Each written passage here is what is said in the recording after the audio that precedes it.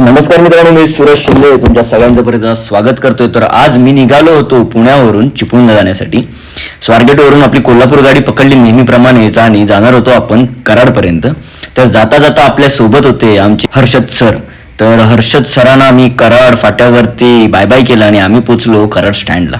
कराड स्टँडवरून आपण आपली गाडी पकडली गुहागर मिरज, म्हणजेच मिरज गुहागर, आणि त्याच्याने आपण रात्री 12:30 पावणे 1ला पोहोचलो चिपळूणला. सकाळी गरमागरम तूप आणि चटणीची भाकरी खाल्ली आणि त्याच्यानंतर निघालो मी आणि पप्पा गावाला.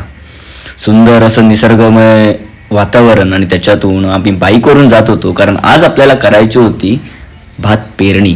तर गावी पोहोचल्यानंतर छत्रपती शिवाजी महाराजांचं दर्शन घेतलं, महाराजांना मुजरा केला आणि पोचलो मंदिरामध्ये. आई श्री व्याघ्रंबरी माता यांच्या मंदिरामध्ये पोचलो आणि तिथे व्याघ्रंबरी मातेचं आमच्या दर्शन घेतलं आणि निघालो आपल्या शेताकडे.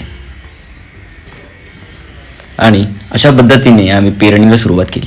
तर पेरणीचा पूर्ण व्हिडिओ हा लवकरच येत आहे आपल्या YouTube चॅनलवरती, तर सगळ्यांनी आवर्जून बघा.